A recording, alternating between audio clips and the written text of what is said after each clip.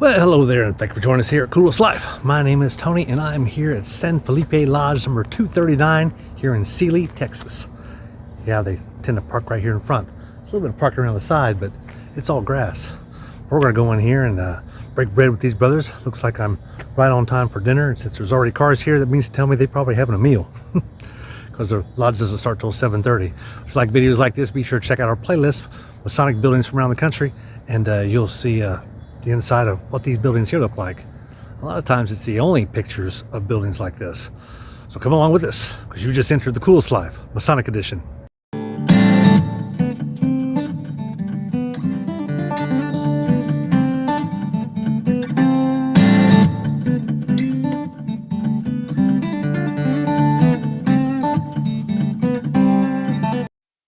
So down here is their, this is actually a copy of their charter here. I believe it is. Sesquicentennial, Sesquicentennial Award.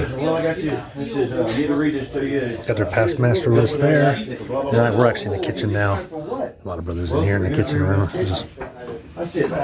I'm going to go in here, show a sign-in book, and take you on into lodge room.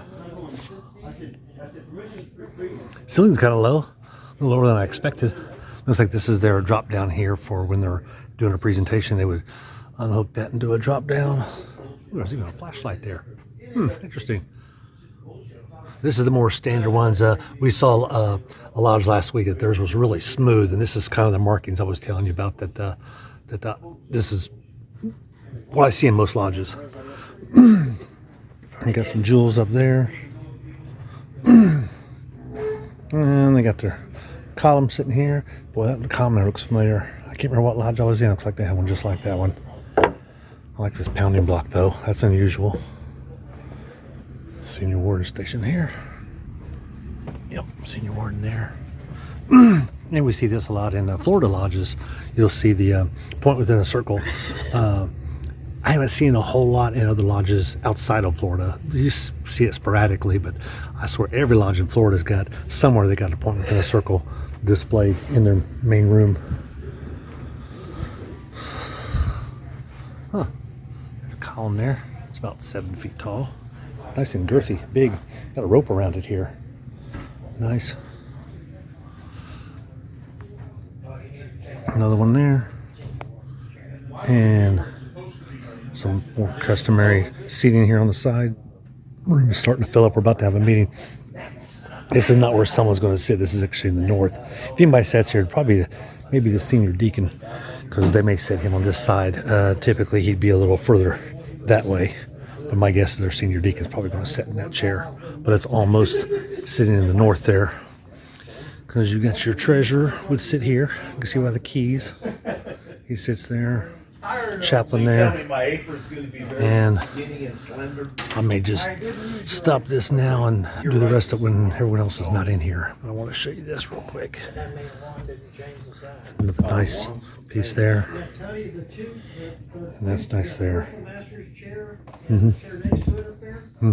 Are the chairs that came from the original olive branch, the building where olive branches. So this is a new project of ours. Well, what had happened was, you see, I didn't delete the video. I never made the finished video. After the meeting was over with, we kind of mix and mingle. And most of the times when I do one of these videos, I have the video done before the meeting starts. I try to do it just as everyone's still eating their meals.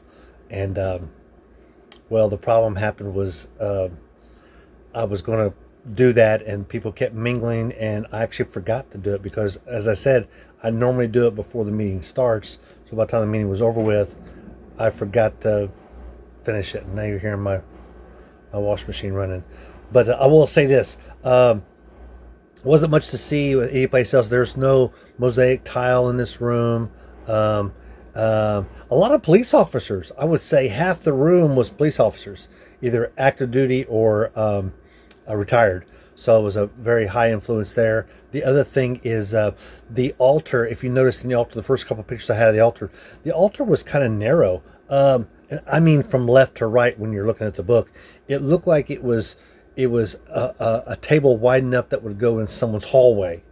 which is not very deep. The Bible itself sat on the altar, and it almost covered the altar from top to bottom, not side to side, but top to bottom. So that was definitely unusual. I did notice that the lesser lights were to the right hand side, which we see in several other jurisdictions, and it was just a one switch, and their switch was actually on the wall. So the light switch that they had it plugged into was actually wired to the wall. So their junior deacon would just flip the switch and light it up. The globe up top, the G atop the worship master did light up also. But I always like to show you the ballot box, which I didn't get a chance to do, and didn't get a chance to go through the Bible any at all. But I will say this, really had a good time. They allowed me to give a presentation.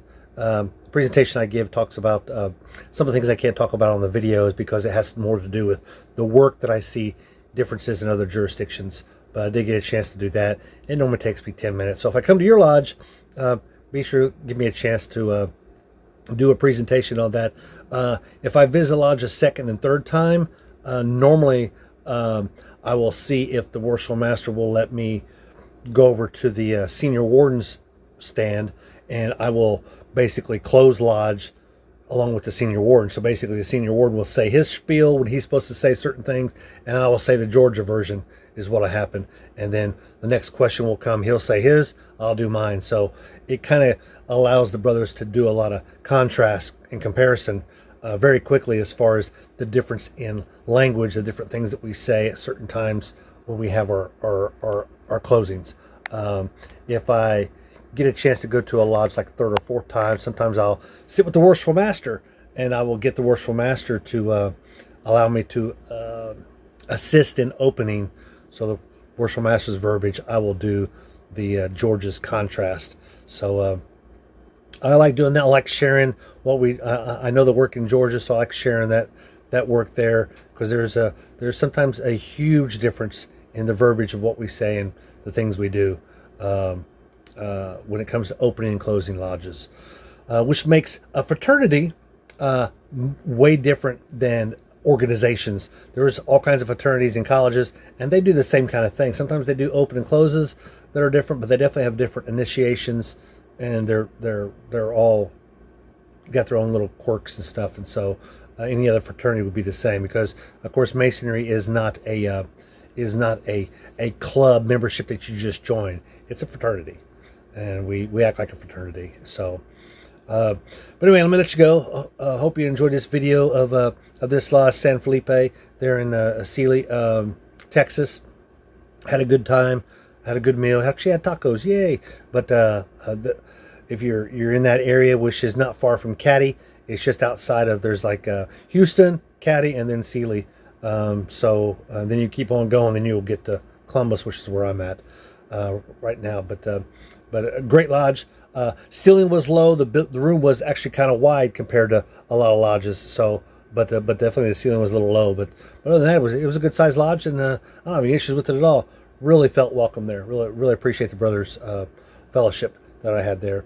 But I'm gonna let you go. Be sure to like and subscribe, and because I don't get back out here living the coolest life, Masonic edition.